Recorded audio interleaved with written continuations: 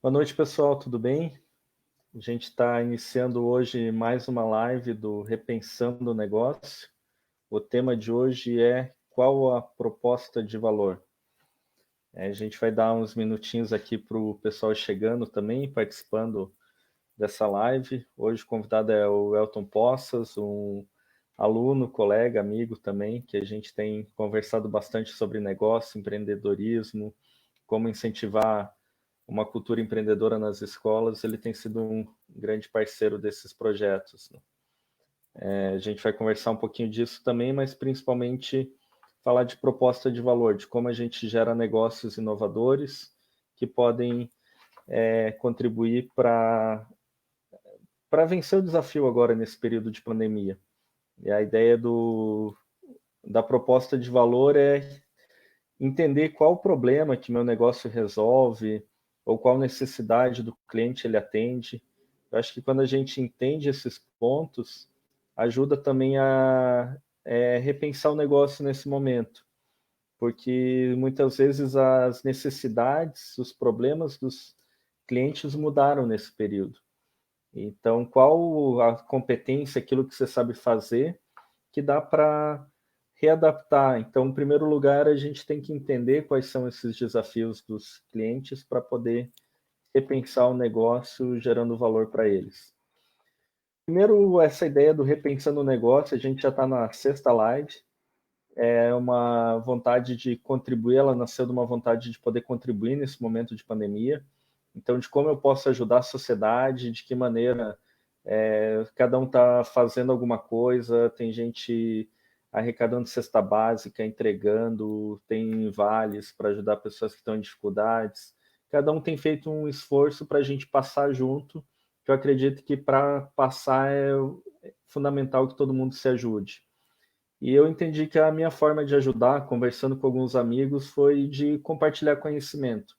Então, falar com empreendedores, falar para empreendedores de como dá para repensar o negócio. Eu tenho convidado uma série de amigos, professores, consultores, gestores, para falar sobre gestão e como a gente pode repensar o negócio para adaptar para esse contexto. Surgiu também como incentivo do Renova BR, é o curso que eu fiz ano passado e nesse ano estou fazendo o módulo avançado. É uma escola para políticos. A turma desse ano foi desafiada a fazer projetos que ajudem o Brasil nesse período do coronavírus. Ano passado eu fiz o projeto de reforma O Coração de Tinta, foi a pintura externa do CEMEI aqui no Cajuru, pertinho de casa, para dar uma vida nova, uma cara nova para o CEMEI e trazer as crianças para um dia de leitura, de atividades lúdicas também.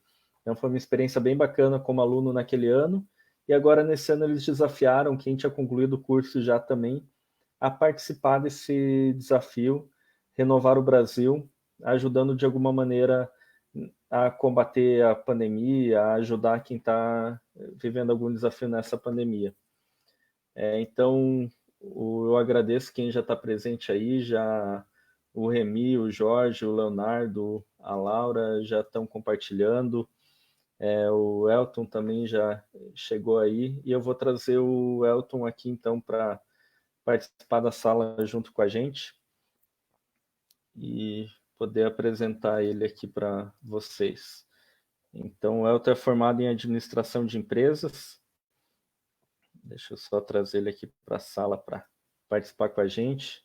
Ele é formado em administração de empresas, está concluindo uma pós-graduação em finanças, atua principalmente na área de finanças, mas tem um grande trabalho no voluntariado, incentivando o empreendedorismo. Então, quem é o Elton e como que você tem apoiado o empreendedorismo, Elton? Bom, de mais nada, boa noite, professor, boa noite aí quem está acompanhando a gente. Bom, eu sou mais uma pessoa talvez formada em administração, tenho atuado, como o professor disse muito bem, na área de finanças e controladoria principalmente, só que faz 2 anos que eu sou voluntário na Junior Activement Paraná. É uma ONG presente em mais de 100 países, ela está presente nas principais capitais aqui no Brasil, que trata sobre empreendedorismo jovem. Lá, acredita-se, assim como eu acredito, que o empreendedorismo ele começa desde a base. E nós ensinamos jovens, no ensino médio, do 1º ao 3º ano, o que é empreendedorismo, como que funciona uma empresa, como que é ser empreendedor. O principal programa que temos lá é o Mini Empresa. É um programa desenvolvido com 15, 20 alunos por escola, em 18 escolas aqui em Curitiba, dura 15 semanas, que a gente ensina desde o desenvolvimento do produto, desenvolvimento do plano de negócios, vendas, e depois todas as apurações inerentes a uma empresa. Você vai fazer a apuração financeira, a apuração fiscal, e ocorre uma competição entre as escolas participantes. É bem interessante, bem dinâmico e extremamente prático. Eu digo que o aluno que entra é completamente diferente do aluno que sai. Que é muito bom ter essa experiência de viver um desafio na prática também, de poder estar vivenciando. Acho que isso é muito legal, a iniciativa do Junior Achievement.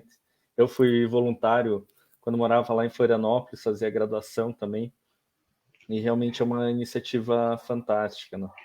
Eu acho super interessante, eu gosto muito do que eles fazem lá, eu acho que realmente tem um potencial de transformação na vida das pessoas muito grande.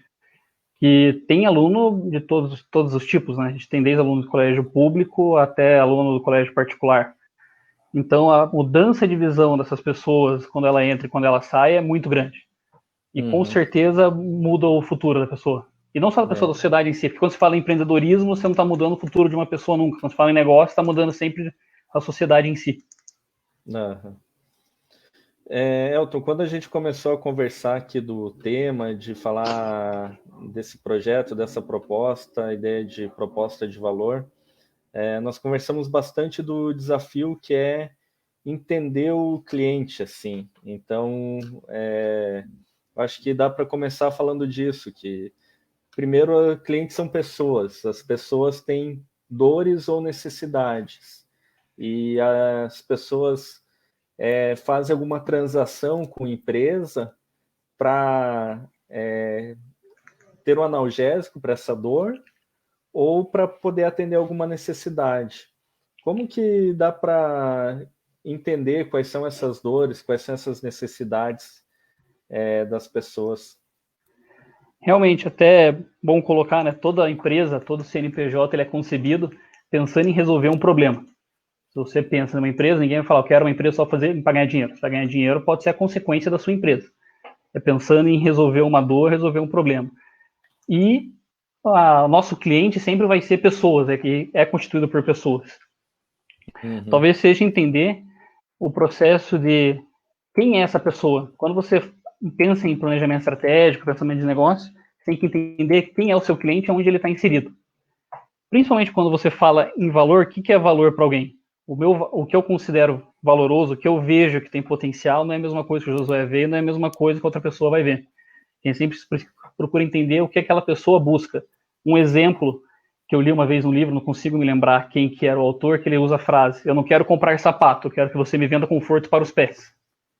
Eu acho que isso vai bem de encontro ao que é o proposta de valor. É você identificar a necessidade daquele público e procurar atender a necessidade. Porque se oferecer algo, pode ser um produto esplêndido, que não atende a necessidade de ninguém, é dinheiro jogado fora. Você está queimando dinheiro. E aí quando a gente vai falar de modelo de negócio, das ferramentas relacionadas ao modelo de negócio, a proposta de valor, principalmente o Canvas, tem um modelo que se destaca bastante, que é o Canvas da proposta de valor. Eu estou colando aqui destacando aqui o comentário também, quem quiser acessar tem esse link do Canvas da proposta de valor, mas ele basicamente fala em entender 3 pontos, de quais são as dores, quais são a expectativa de ganhos dos clientes e quais tarefas ele precisa fazer. E para mim faz muito sentido olhar para esse Canvas agora no meio da pandemia, porque muitas dores mudaram.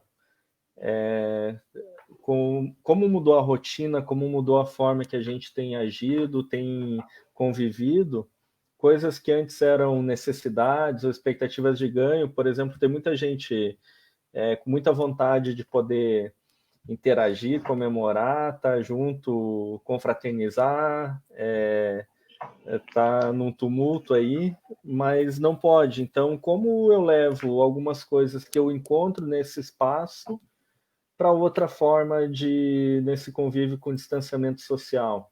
Eu vejo que os restaurantes conseguiram fazer essa leitura, uma maneira mais rápida e começaram a direcionar para o delivery. Então, vamos criar combos, pacotes, comida especial para entregar na casa da pessoa. Tem alguns trabalhos mais elaborados. Agora, para o Dia dos Namorados, a gente tem visto bastante comentários, bastante ações para tentar atender na casa das pessoas, né? Então, acho que é uma forma da gente poder ver as mudanças que ocorreram também nesse período de pandemia.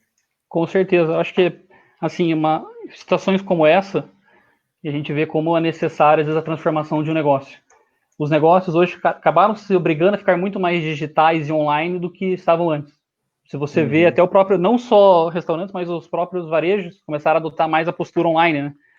Os negócios digitais cresceram bastante, as páginas das marcas cresceram bastante. E quando eu falo marcas no geral, não estou falando das grandes marcas. O varejo de bairro também agora está presente no Instagram, está presente no Facebook, procurando interagir com o seu público.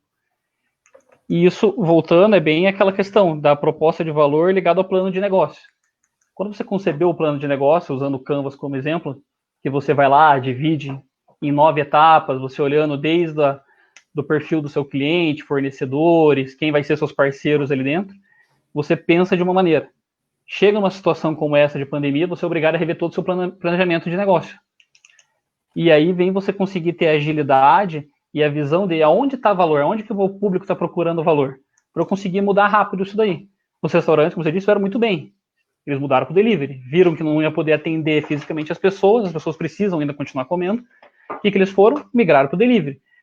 As plataformas como o iFood, o James, cheio agora de restaurantes cadastrados. Já estavam antes, mas estão ainda mais. Você comentou ali o Canvas modelo de negócio com os 9 componentes, então proposta de valor, segmento de cliente, quais são a forma que eu me relaciono com o cliente, como eu entrego esse valor, aí o outro aspecto de como eu produzo, quais são as atividades chaves, os recursos, que parcerias me ajudam nesse processo produtivo também, e a estrutura financeira, de quais são os custos e quais são os ganhos, que é o que o Leonardo tinha destacado aqui também, e tem o link aqui do Canvas do modelo de negócio para quem tiver interesse. Além do Leonardo, o Ananda, o Alan também, a Noemi, sejam bem-vindos aí, já estão comentando, a Lídia também. É muito bom ter vocês aí presentes. E eu acho que é interessante pensar essa ideia da proposta desse conjunto e de perceber mudanças. Então, mudou a dor do cliente, a dor que eu atendia continua sendo uma dor atual, nesse período de pandemia, teve alteração, de que forma que eu posso me relacionar? Porque aí a proposta de valor ela ocorre quando tem uma relação, quando combina aquilo que o cliente sente de dor com o analgésico que eu ofereço, ou aquilo que o cliente precisa com aquilo que eu quero oferecer. Muitas vezes a empresa tem a capacidade de alterar a forma que ela está entregando, produzir um outro analgésico, fazer uma mudança pontual que permita, de alguma maneira, atender com nesse período agora, com todas as limitações. Eu vejo muita gente querendo voltar para fevereiro. No comércio agora, tem muita gente reabrindo, fazendo toda a pressão, mas as pessoas com medo, não querendo sair às ruas, com dificuldade de se sentir seguras. Então, não adianta oferecer o mesmo analgésico que você oferecia em janeiro, fevereiro, se não é mais dor de cabeça, se agora passa a ser alguma outra dor que a pessoa está sentindo. Né? Exatamente, é preciso identificar as necessidades, né? E até pegando um exemplo de uma empresa que hoje todo mundo conhece e surgiu em período de crise, acho que todo mundo conhece a Airbnb, e ela é um bom exemplo onde, quando a gente fala em pensar novas soluções, não necessariamente você precisa criar um novo segmento, não, você pode pegar o que já está aí. Hotelaria existe há quantos anos? E chegou na época de crise, se não me engano, a Airbnb foi na crise de 2008, 2009, identificaram que tinha uma disponibilidade grande de imóveis e as pessoas ainda gostavam de fazer turismo, gostam de viajar. Falou, por que não eu tenho um imóvel parado, não posso ter uma plataforma que eu vou disponibilizar para que outra pessoa possa alocar? Aí foi criado a Airbnb, a maior hotelaria do mundo, sem ter um imóvel no nome dele sequer. Que é incrível, a ideia foi incrível. E foi exatamente na percepção de propósito de valor, que era, o que meu público quer? Eu quero um lugar para que eu possa me hospedar. Ele quer pagar quanto? O mínimo possível. Eu tenho do outro lado, eu tenho meu fornecedor de imóvel que ele está com o imóvel parado. O que ele precisa? Eu preciso ocupar meu imóvel, não posso deixar ele parado, ele é custo. Você se dispõe a receber menos para ter maior rotatividade? Sim, me disponho. Criou-se o Airbnb. Aí surgiu um negócio. E essa percepção rápida e certeira que fez a empresa crescer tão rápido. Uhum. E é interessante da história do Airbnb, que quase ninguém sabe, mas o Airbnb é airbed, colchão de ar, e B é breakfast, que a primeira venda que eles fizeram foi de colchão de ar na casa deles, para ajudar a pagar o aluguel, que eles não iam ter grana para fazer. Tinha um grande evento numa cidade pequena, estava faltando quarto no hotel, e eles começaram então a gerar camas extras nesse período de eventos que tinha um pico muito grande de consumo, e aí criaram uma experiência do usuário, que até o Leonardo destaca aqui também, que permite pelo café da manhã, era algo muito bom, muito bem elaborado para gerar esse encantamento, já que o dormir era num colchão de ar, então não era com tanto conforto como hoje. Tem muitas casas lindas, maravilhosas ali, que as pessoas não teriam acesso sem alocação diária, mas precisam, de alguma maneira, naquele momento era uma locação mais simples para poder ter esse acesso também. Então, acho que isso é uma mudança bem grande que a gente tem que se adaptar. E é isso que a Nanda comentou aqui, das crises promovem novas formas de fazermos negócio e atendermos as demandas emergentes. Então, acho que esse é um desafio também, entender essa demanda, como que eu posso cuidar dela, dar conta dela. Estava falando antes com o Elton de cuidar da minha filha, que agora não está indo mais para a escola, para escolinha, de como tem que inventar atividades. Então, isso é uma outra demanda que não tinha até então. Capacitar pais a criarem atividades, espaços de formação, para entreter a criança, para educar, para desenvolver. É o que muitas creches tentaram caminhar para ser uma parte mais de apoio para os pais. Então, o foco deixa de ser a criança e passa a ser os pais que estão interagindo com a criança para entender esse processo. É uma mudança que ocorre a partir da crise, né? Na verdade, quase que migra o cliente dele, né? Que antes era pai e criança, passa a ser mais pai do que criança. E pensando até nisso, questão de negócios, eu acho legal do Canvas é que ele é bem visual, né? Acho que quem não viu ainda, procura e dê uma olhada no Canvas, que ele é bem visual. Na Júnior, quando a gente está no mini empresa, eu costumo pedir nas primeiras aulas já para a gente montar um Canvas no nosso negócio, colocar numa cartolina, colar na parede e conforme vai evoluindo as coisas, ir mudando, talvez tira um post-it e coloca outro, rever, isso aqui ainda faz sentido, não faz sentido. Assim como tem outra ferramenta que a gente costuma usar e eu aprendi sobre ela há pouco tempo e aprendi a gostar dela, que é o Designer Things. Eu acho que ele dá uma agilidade para o negócio muito grande, porque tudo acontece muito rápido no Designer Things, você tem que pensar de maneira criativa e já realizar. Para quem não conhece, não ouviu falar, o Designer Things é praticamente um método criativo, prático, né? Que ele coloca a pessoa como centro da estratégia.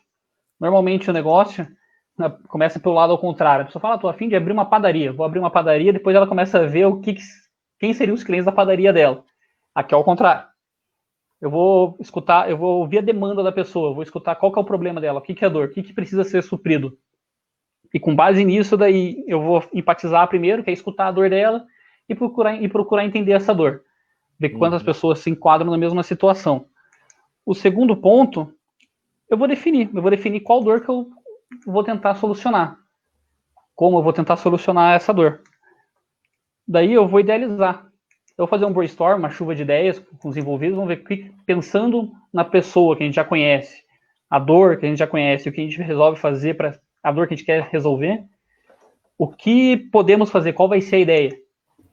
E nesse brainstorm, procura pegar tudo que vem. Toda ideia é válida. Tenta juntar tudo para fazer um protótipo disso. Seja um produto, seja um serviço. E depois põe para teste. E sempre retroalimentando a roda. Até o protótipo ficar aceitável ao público. Daí você consegue fazer... trazer um exemplo dessa questão da dor. Claro. Eu vi uma chamada esses dias de um produto que esteriliza as compras no final do mercado. Então, você coloca o carrinho dentro de uma mini estufa que, com raio UV, se eu não me engano, ele faz um processo de esterilização. Ver essa angústia das pessoas que vão fazer compra e, de repente, trazem o vírus para casa é entender a dor. E aí, quando eu consigo desenvolver essa solução, a empresa que está criando essa estufa, é uma forma de resolver a dor. E o mercado, quando traz isso para o seu processo de compra, também entende qual é a dor do cliente e adapta o negócio dele para poder trazer segurança psicológica, uma segurança sanitária também nesse momento. Né? Eu acho que isso é legal. A ideia da dor ela é bem prática. Né? O que está incomodando a pessoa naquele momento? Ou por que ela não está vindo consumir o meu negócio? Por um bom tempo, o fast food também, o delivery, muitas pessoas ficavam com esse medo, será que na comida vem vírus, não vem? Como você está cuidando do teu processo produtivo para manter um processo produtivo limpo? Eu acho que são coisas que a gente tem que se perguntar para tentar entender e atender melhor o cliente, né? E até agora as máquinas de cartão de crédito, praticamente todas agora já colocaram automático para os seus cartões ali aquele pagamento à distância da maquininha, né? Uhum. Todas que eu andei vendo, desde a Stone, todas as máquinas elas estão com pagamento à distância para evitar o contato. Assim como nos aplicativos de entrega, você tem a opção agora de marcar, né? Você quer que o entregador ele te entregue pessoalmente ou não? Eu tenho medo do contato, eu prefiro que ele deixe em algum lugar, eu vou pagar via aplicativo mesmo. Então, até a maneira de pagamento já mudou e a interação das pessoas estão mudando. Isso é você identificar a dor, como você bem colocou. A gente está numa situação onde o contato pessoal está sendo evitado. Os aplicativos para fazer videochamada, como cresceram, né? O Zoom estourou agora. Que era uma dor das empresas, você fala, poxa, eu preciso fazer reunião. Você que é professor, eu preciso dar minha aula. Como que eu vou fazer isso? Eu preciso continuar com a minha interação. Google Meets, entre outros. Daí, pensando nisso, na verdade, o Zoom acho que ele já tinha antes, ele só não era tão bem conhecido, vem a plataforma para resolver o problema. Apesar, igual a gente estava conversando esses dias, que a interação ainda não está perfeita, né? Se alguém tiver alguma ideia boa aí de alguma plataforma que deixe mais parecido com a sala de aula ainda, vou agradecer muito. Sinto falta minhas aulas presenciais. E o próprio coisas que a gente não consegue trazer para dentro do ambiente virtual, né?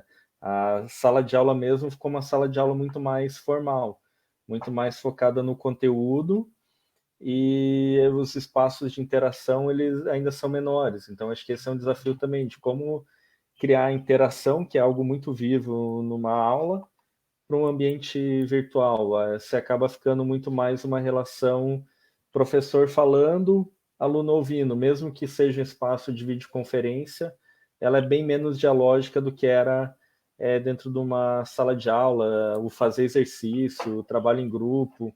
Então, são coisas que a gente ainda não conseguiu criar, desenvolver dentro dessas modalidades à distância, né?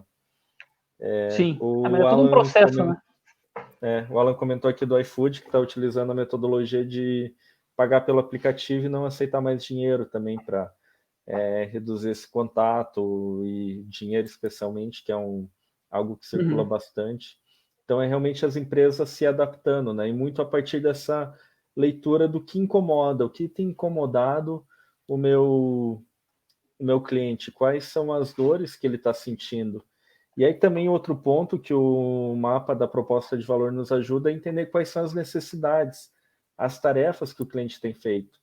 E eu acho que aí dá para entender se a tarefa que você atende continua sendo feita pelo cliente, ele deixou, ele faz de outra maneira agora com mais cuidado, para no final até repensar aquilo que você oferece. Eu tenho um amigo que é fotógrafo, o foco dele central era casamento, é evento, tá tudo cancelado, e o que ele fez foi promover ensaios caseiros. Ele fez uma série para o Dia das Mães, agora está fazendo uma série para o Dia dos Namorados também. Então é ensaio, ele vai com máscara, com toda a proteção, cuidado, mantém distanciamento, e as pessoas não saem da casa para fazer o ensaio. Então tem um registro, no momento que está sendo muitas vezes um momento de maior aproximação das pessoas, da família, tem esse registro com um olhar profissional. É algo que ele está conseguindo levar a competência, o dom que ele tem, é o Rafael Bernardelli, ele leva esse olhar dele para uma forma de produzir diferente agora que consegue adaptada para esse novo contexto, o que as pessoas querem registrar nesse momento. Então, acho que esse é o desafio de casar aquilo que eu sei fazer, no caso dele, tirar foto, registrar momento, eternizar memórias, com que memórias as pessoas querem eternizar nesse momento. Que não está tendo casamento, não está tendo celebração. Então, esse é um grande desafio para repensar o negócio, entendendo a proposta de valor, que é eternizar memórias. Se o casamento não ocorre agora, alguma memória está ocorrendo e ela pode ser eternizada, né? Por isso que a gente comenta que até é sempre bom estar repensando o seu negócio e ver se você está atendendo o mesmo cliente ainda, né? No caso, perfeito. Até porque grandes empresas que pecaram nisso acabaram sumindo do mapa. Quem não lembra da Kodak? Hoje ninguém escuta falar mais.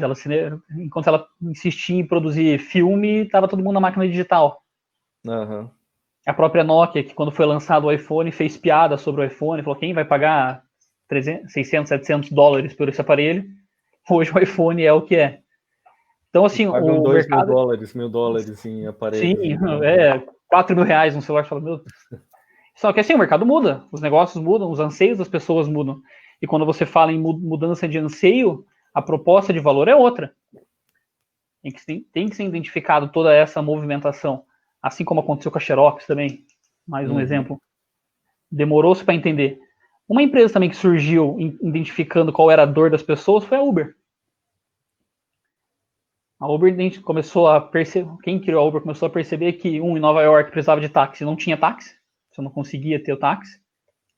2, sempre acharam a maneira do contato do taxista com o cliente um pouco mais fria, queriam alguma coisa talvez um pouco mais dinâmica, um pouco mais cordial, que não se tinha, não era do mercado em si, não chega nem a ser uma crítica, era uma porção que não era do mercado.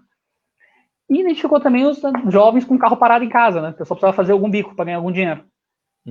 Uniram as coisas, identificaram a dor de um lado, a dor de quem estava e juntou. Deu match, né?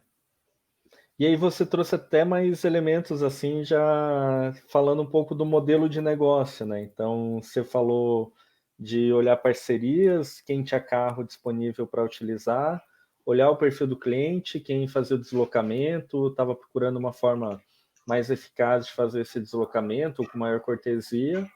E aí a proposta de valor, no caso da empresa, é juntar essas duas pessoas. Então, a forma de preparar o negócio, a criação de valor que ela gera é conectar.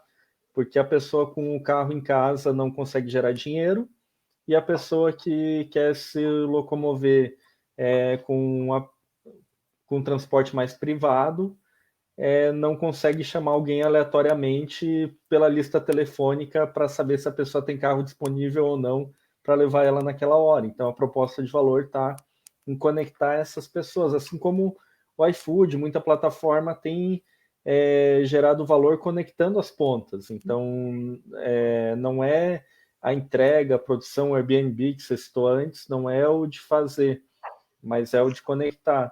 Mas eu acho que a gente pode, pensando até em pequenos, médios negócios, olhar para essa conexão direto com o cliente. Assim, a plataforma pode ser um apoio, mas aquilo que você quer entregar, se é uma transportadora, tem alguma coisa que teus clientes agora querem transportar que não transportava até então?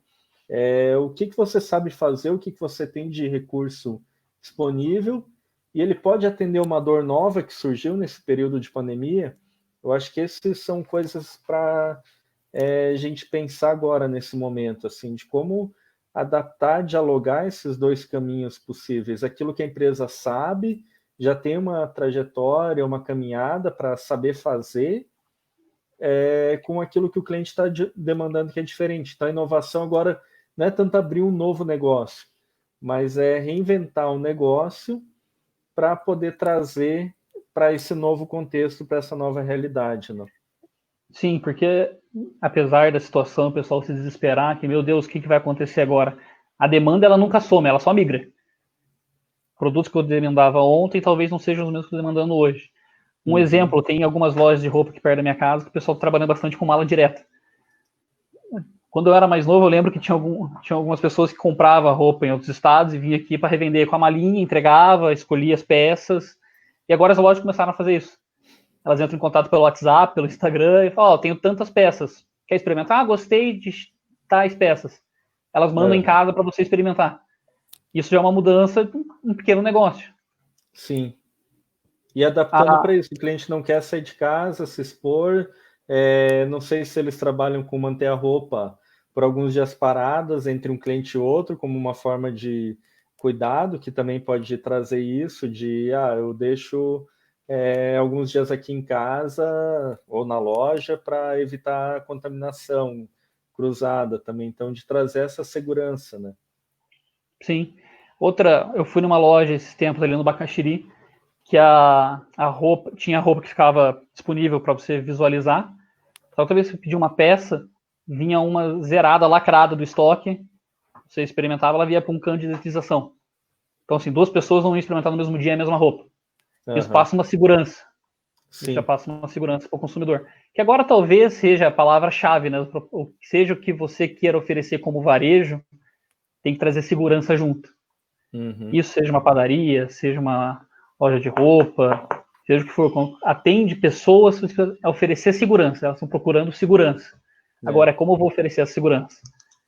E mesmo as padarias aqui perto de casa também, elas estão com horário diferenciado para atendimento de idosos. Perfil de risco. Os mercados, um tempo atrás, tinham adotado isso também, né? Tinha um horário mais cedo, se não me engano, acho que era das 8, 9 horas, que só uma faixa podia entrar. Faixa de risco. Depois desse horário, o resto da população. Para evitar esse contato direto, evitar o risco de contágio. O Giba comentou aqui, repensar o negócio deveria ser uma disciplina ou competência obrigatória para todo líder. Os ciclos de mudança estão cada vez mais curtos, né? E veio uma onda gigante agora que mesmo quem fez nenhum planejamento estratégico de dezembro, novembro, previu pandemia no começo do ano. O cenário mais pessimista está bem longe do que a gente teve, então tem que adaptar para a contingência, né? E a Nana fala que a reinvenção vai necessitar mão de obra cada vez mais capacitada, assim, com mais autonomia também, eu acho. A gente contrata gente competente para dar espaço para ela pensar também. Não adianta você trazer gente competente para ficar dando ordem e fazer o que você já tinha pensado sozinho. Assim, eu acho que esses são dois desafios de estar mais aberto à inovação, à mudança, essa rotatividade, mas também e ter gente boa para poder fazer isso. Então, você capacitar, ensinar ferramentas como que a gente está falando da proposta de valor, do Canvas, estudar isso e buscar, de alguma forma, responder essas demandas, né? Por isso que eu sou voluntário na Júnior. Porque a gente, com esse ensino empreendedor, você ensina exatamente de pensamento para as pessoas. Eu não preciso ser o dono da empresa para pensar em inovação. Eu posso trabalhar com autonomia. Até porque, como você bem colocou, quando eu contrato alguém do mercado, eu espero que essa pessoa venha para trazer soluções, não só para seguir o que eu mando. E isso no mercado, acho que como um todo, essa mudança de mindset, ela é um pouco lenta, né? Demora para as pessoas falarem, tipo, eu não preciso mais só fazer o que me mandam fazer, eu posso ter autonomia. Isso vem vai ter que ser um processo de um certo tempo, mas sim, eu concordo. O segredo, acho que tudo isso vai terminar em educação, claro. E quando você fala uma educação empreendedora, é muito mais uma educação das atitudes empreendedoras, né? Quando Sim. você fala lá de abrir um negócio, você está mais interessado em ensinar que a pessoa perceba o potencial dela, se propõe a criar algo novo. Isso pode ser feito dentro de grandes organizações também. Então, é fundamental o intraempreendedorismo, que é o que gera mudança dentro da empresa. Eu, como professor coordenador de curso, teve muita coisa diferente que eu levei, que junto com os professores a gente foi criando lá no ISAI na graduação. E isso é intraempreendedorismo, assim, de você criar dentro de uma estrutura, de algo mais consolidado, amplo, que eu não poderia criar sozinho uma graduação, não posso fazer aqui na minha casa sozinho uma graduação inteira, Eu preciso de uma estrutura, de um suporte, de um apoio, e aí dentro desse apoio eu consigo gerar inovação, gerar mudança também. E eu acho que esse é um desafio. O Alan comentou aqui do Vril, do valoroso, raro, inimitável. É uma forma de você entender o quanto a tua empresa se diferencia dos teus concorrentes também. Então, acho que é algo bem bacana de fazer essa análise, de se perguntar de uma maneira bem simples, o que eu tenho que os clientes elogiam bastante, que eles falam que volto aqui por causa disso. Eu consigo entregar de alguma maneira agora, ou isso é algo que está gerando um valor mais intenso agora nesse período também. Então, acho que são coisas que permanecem sempre atuais, mesmo fora da pandemia. A gente entendeu o que sabe fazer bem.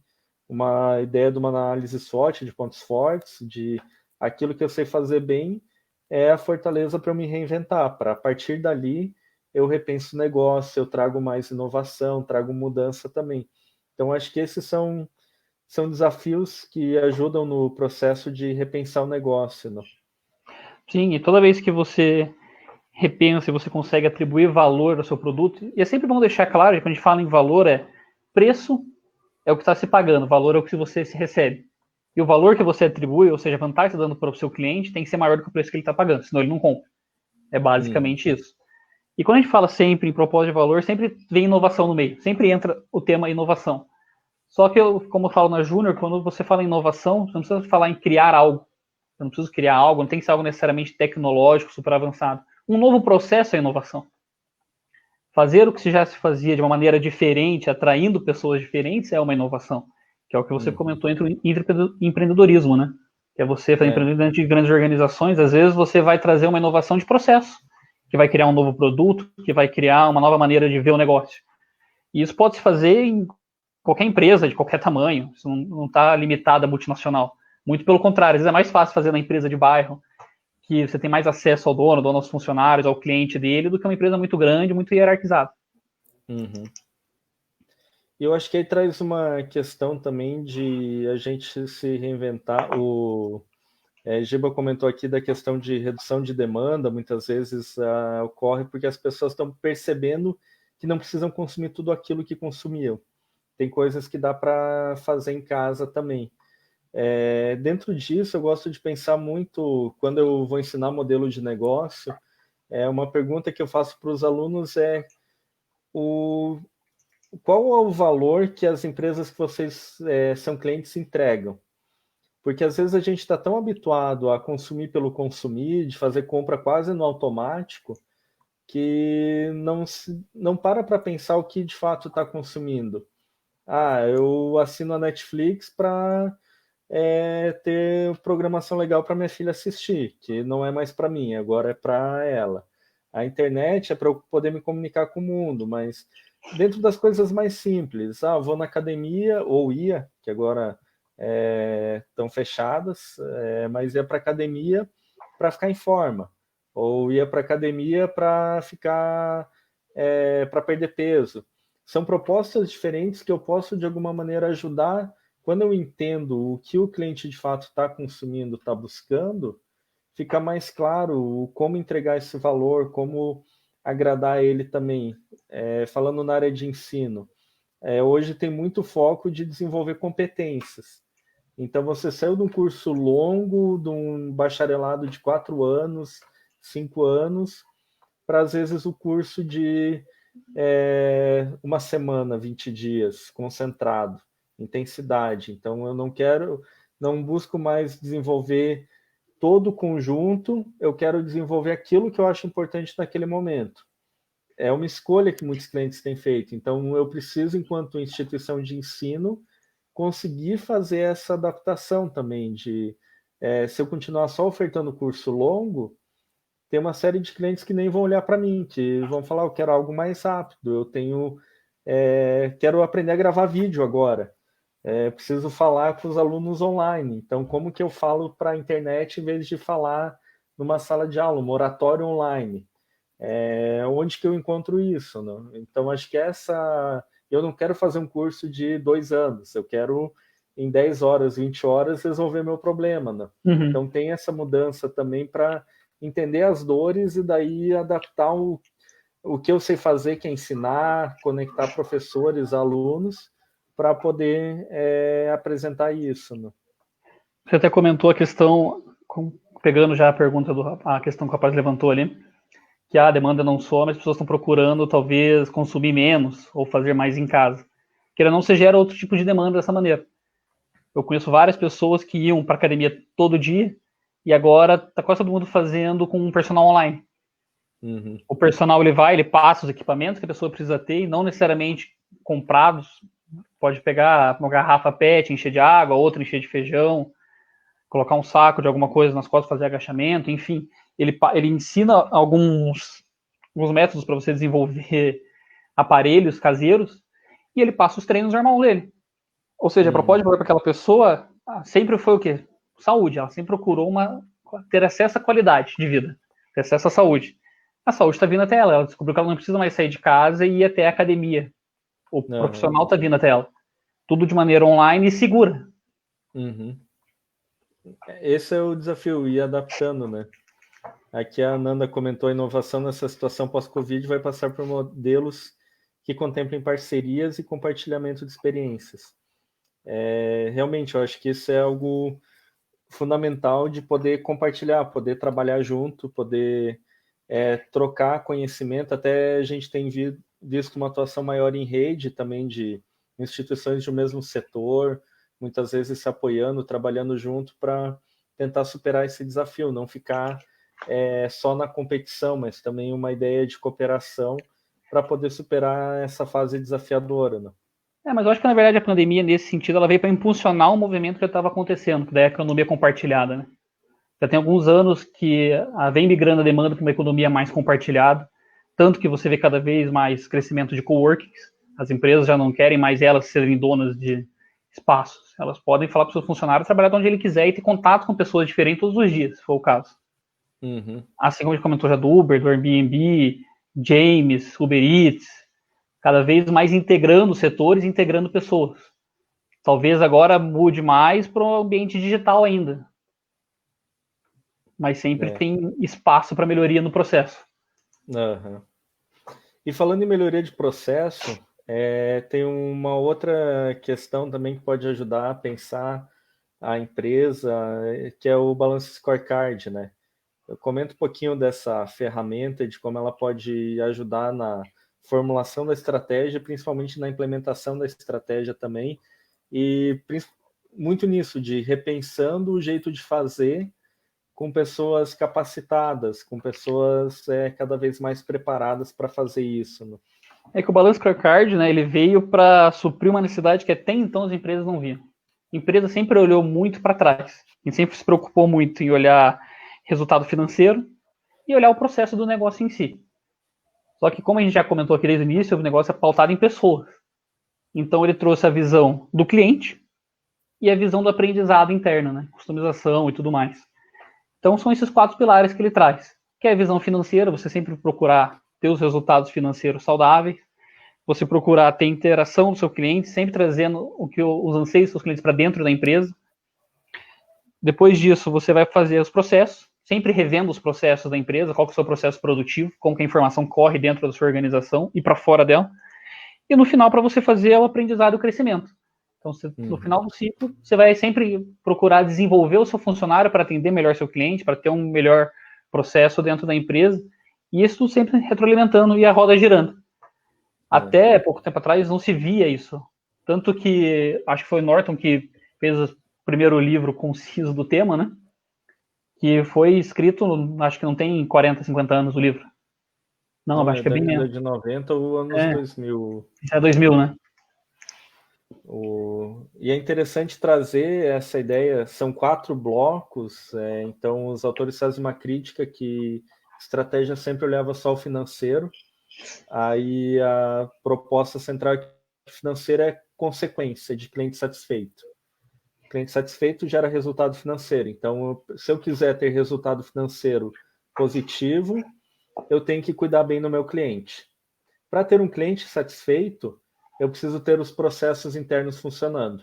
Então tem que ter essa lógica de saber fazer direito, atender bem o cliente, ter um bom processo de pedido, de produção, de entrega, o beabá, você saber fazer o feijão e arroz da tua empresa, bem feito, deixar o processo redondo. Para o processo rodar, eu dependo de colaboradores capacitados. Então, tem até a estratégia a forma de organizar a estratégia é um mapa mental, você parte dos indicadores financeiros e vai cascateando até as questões de aprendizagem. Então, se eu quero mexer no meu resultado financeiro, eu preciso ter colaboradores mais capacitados, que vão gerar melhores processos, que vão satisfazer os clientes, que geram um resultado financeiro positivo. Então, acho que é bem legal olhar para essas quatro perspectivas na hora de pensar a estratégia. E aí tem um ponto bem interessante da analogia, você falou um pouco dessa ideia de olhar para trás, eles falam muito do retrovisor, olhar só o financeiro, no fundo é gerenciar olhando o retrovisor. Você dirigir um carro andando para frente, olhando pelo retrovisor. É isso a realidade de muitas empresas. E eu fiz um texto falando um pouco sobre isso no começo do Covid, de como estava essa dificuldade de você mudar essa realidade querendo gerenciar pelo retrovisor, aquilo que já passou, a mudança. Então, acho que agora está todo mundo ainda dirigindo um pouco no escuro, ninguém ou pouca gente entendeu o que gerou de mudança já, quais são os novos impactos, como que a gente está se readaptando, para daí poder fazer mudanças de fato. Então, acho que um grande desafio tem sido você conseguir olhar para frente, você sair um pouco do retrovisor, que é o olhar só o que está acontecendo, o que já aconteceu, tentar responder da mesma forma que respondia no passado também. Deixar de ser um pouco reativo e começar a ser um pouco mais proativo. Uhum. De maneira ampla mesmo, isso quando eu falo só não do comércio, empreendedorismo, nós mesmos. Acho que às vezes a gente se pega falando, poxa, como era antes, o que eu podia fazer. O passado, o que passou, passou. A gente não adianta olhar para trás mais. A ideia é olhar para frente e ver como a gente consegue solucionar os problemas de agora. Isso no micro mesmo, quando você pensa como pessoa. Por exemplo, quem está trabalhando em casa. Estava todo mundo habituado a ir para um escritório e trabalhar das 9 às 6 da tarde, com um intervalo do meio-dia a 1. Agora, em home office, você é obrigado a adaptar algumas coisas. Às vezes a pessoa acaba não trabalhando das 9 às 6, ela começa um pouco antes, termina um pouco antes, ou começa um pouco depois, termina um pouco depois, para adequar os horários dos filhos que tem em casa também. Uhum. Ela se obriga a ver a estrutura dela em casa. Antes eu não precisava ter uma mesa em casa, agora eu preciso ter uma mesa de escritório em casa. Antes, se algum problema com o meu computador, era só chamar a TI, agora eu já não tenho mais a TI a toda essa disposição, eu sou obrigado a pequenos problemas a aprender a resolver sozinho. E eu acho que é uma quebra de paradigma, é uma mudança que veio para ficar. Que veio para ficar em todos os modos. Você acaba revendo a forma que você atua, né? Sim. E até legal, só para a gente fazer um gancho ali, né? Quando a gente comentou aqui do Canvas, do Learning Things, do Balance Scorecard, do SWOT, quem tem empresa, é bom pensar que todas as ferramentas, processos, podem ser utilizados, eles são utilizados juntos. Não é, vou fazer um Canvas aqui, não, eu vou fazer o Design Things, eu vou agora fazer um SWOT, não, são todos processos, são todas ferramentas que ajudam o desempenho da empresa e tem que estar sempre revisto. Quando eu falo em SWOT, minhas forças internas e fraquezas e forças externas e fraquezas, elas mudam com o tempo também.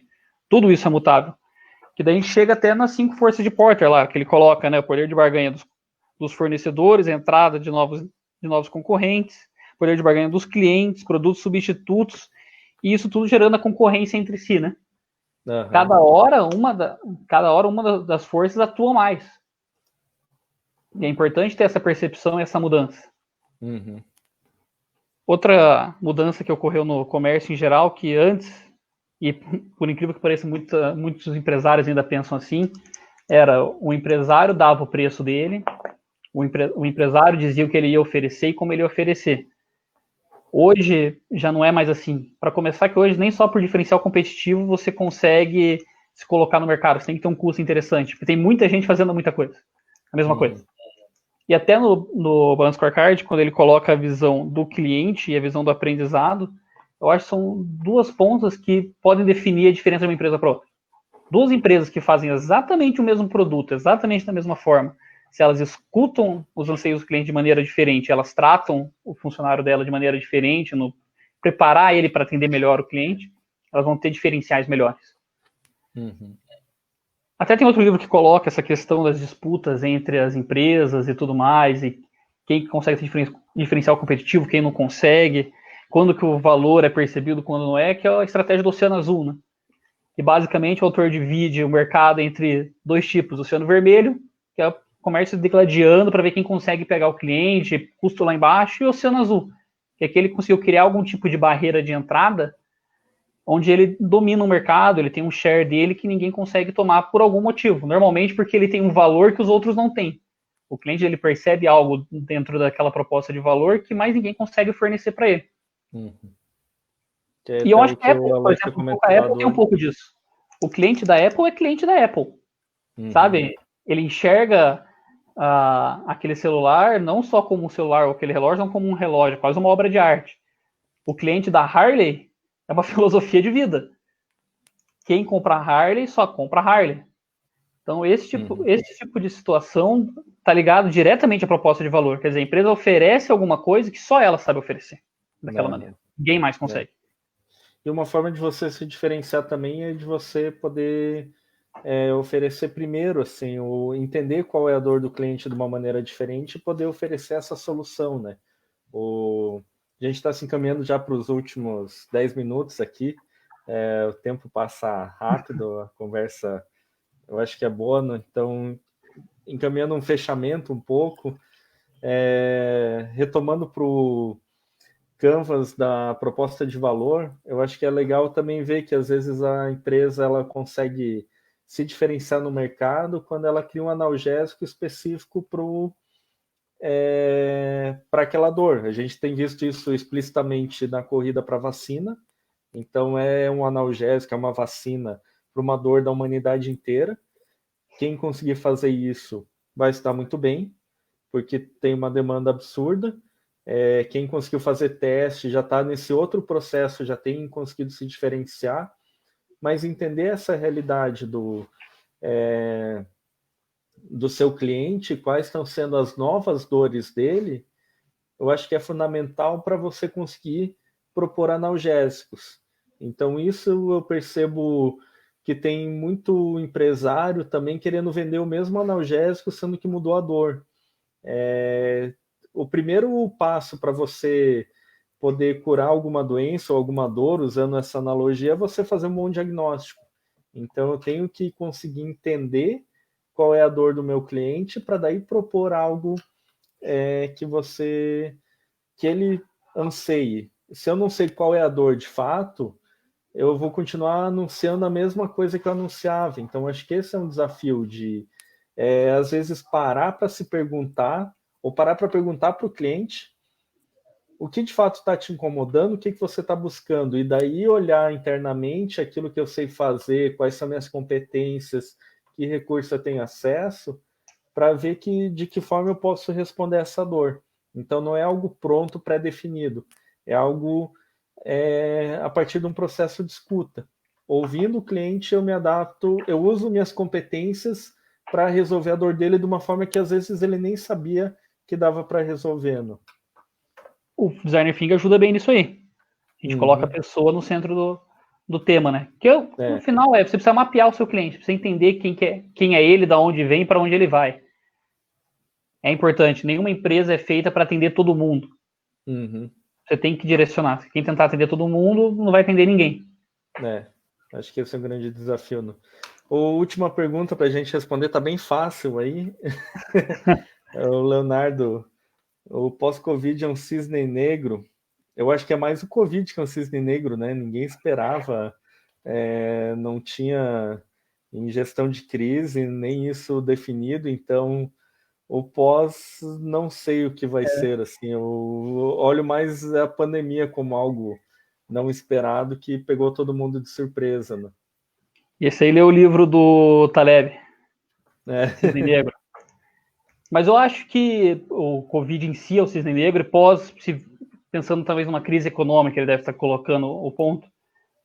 Pode ser que sim. Eu acho que podemos ter talvez dois Cisnes Negros, um na sequência do outro. Não cheguei a ler a obra completa, eu não sei dizer se é possível tal. Mas supondo que venha uma crise financeira pesada, o que não se sabe ainda, né? Isso a gente pode dizer que também imagina-se que sim, mas não se tem terceira. Vendo os índices econômicos, PIB e tudo mais, imagina-se que venha, mas não pode ter certeza. Talvez venha. Até você chamou uma crise financeira, mas da perspectiva financeira a gente tem um mercado com muito recurso injetado, né? Então os governos colocaram grana nas empresas, liberaram compulsório, então tem mais dinheiro circulando, mas teve queda de renda, então teve queda de PIB. É diferente do que a gente estava acostumado em crise financeira, que é uma retração de capital. Agora, pelo contrário, capital tem, mas tem menos consumo e tem menos produção. Então, a gente pode dizer que também é um cisne negro, né? A gente pode dizer que é uma crise de confiança, né? Que assim, o dinheiro está aí no mercado ainda. O mercado, como você colocou bem, o dinheiro existe.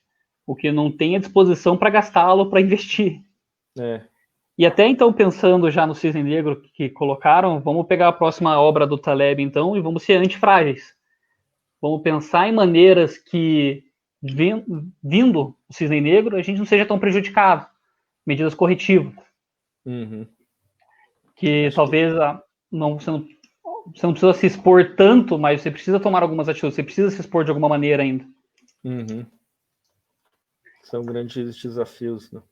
Sim. Elton, os últimos minutinhos aqui, então uma saudação final que você queira deixar aí para o pessoal, mais alguma coisa que de repente queria falar que acabou passando, tem uma palavra aí para fechar, né? Bom, primeiro eu queria agradecer o convite aqui do bate-papo, gosto bastante, achei bem legal, o tempo passou super rápido. Acho que para quem é empresário ou para quem é funcionário, para quem está procurando se colocar, não desanima, não desiste. O mercado ainda está aí, dá para abraçar todo mundo. Vamos talvez repensar, desde repensar a carreira. Eu sou bom em finanças. O que o mercado está pedindo de um profissional de finanças hoje? Hoje se pede uma coisa muito mais personalizada, talvez não só focada em empresa, mas focada em pessoas. Eu tenho uma padaria, o que o cliente espera da minha padaria? Talvez eu tenha que virar muito mais um armazém do que só uma padaria, eu tenho que oferecer algumas coisas que grandes mercados ofereçam, já que eu não quero ir até o grande mercado para não ter contato com tanta gente, não sei. Eu acho que vale a pena estudar essas novas oportunidades. O que a gente não pode deixar é a roda parar de girar, né? A gente precisa continuar consumindo e precisa continuar produzindo. Eu acho que esse é um grande desafio, a gente entender que tem essa demanda também, que ela existe, que as pessoas... nós somos uma sociedade que se apoia, um ajuda o outro e um comercializa com o outro também, então a forma de as interações, as trocas facilitam esse nosso processo.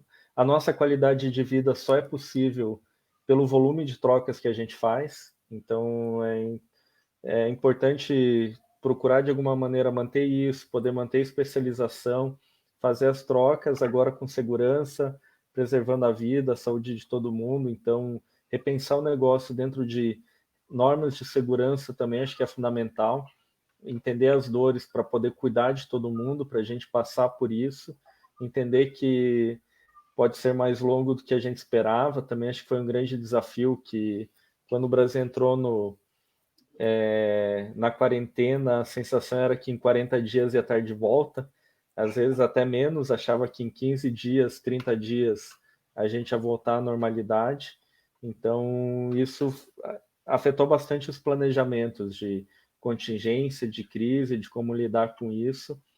Mas a gente poder se preparar para essa mudança agora, de cuidar de quem está precisando ser cuidado, de apoiar, e também de olhar para como readaptar meu negócio para um momento quando isso for superado. Então, tanto de poder passar por esse momento agora com a maior segurança possível, como também pensar para o depois, de como que eu posso cuidar desse negócio. Né? Podem surgir novas transformações. Bom, tem até uma informação que todo mundo já sabe, tem acesso, é sempre depois, anos após crises, é quando surge o maior número de novos milionários. Então você que tem um negócio, vamos lá. Vamos repensar que talvez você pode enxergar uma janela de oportunidade que ninguém mais está vendo e ser a nova Apple, o novo Airbnb, por que não? Não. Isso. Toda grande empresa começou de uma pequena empresa. São desafios. Né? Isso aí. Elton, muito obrigado por aceitar o convite, por vir conversar aí. Foi uma conversa muito rica. A gente já fala antes para se preparar para essa live aqui, então é sempre bom poder ter essa troca.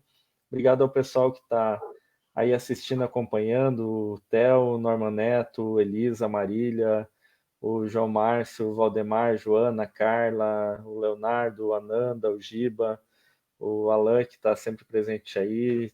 Muito obrigado, pessoal, pela presença de todos vocês.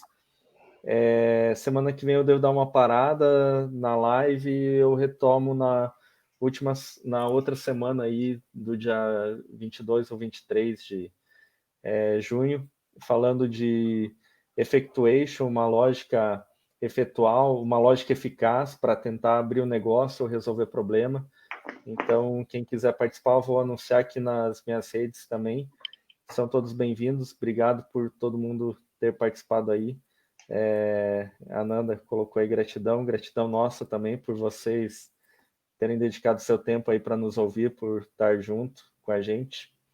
E Elton, quer falar mais uma palavrinha aí de despedida? Não, acho que no final eu que agradeço o convite, agradeço quem assistiu, espero ter agregado um pouco a cada um aí. E no que precisar, sempre disponível. Obrigado, professor José. Não consigo parar de ser eterno professor. Isso aí. O Elton foi um dos meus primeiros alunos da graduação aí. Foi uma boa experiência. Né? Acho que eu já melhorei bastante de lá para cá como professor. Espero que a gente sempre está procurando melhorar, mas é bom a gente poder hoje ser colega dos alunos também. Acho que essa é uma das riquezas que tem da troca, que é o ensinar, o aprender também numa faculdade, numa instituição de ensino. Eu digo isso até pelo voluntário, eu acho que o ensinar é sempre um eterno aprender, né? Eu digo, depois que comecei a ser voluntário lá, eu aprendi muito. E procuro continuar aprendendo mais ainda. Então, pessoal, muito obrigado pela companhia de vocês aí. Um forte abraço para todos vocês. E a gente se encontra, anuncio aqui a próxima conversa. Um abraço. Valeu, tchau, tchau.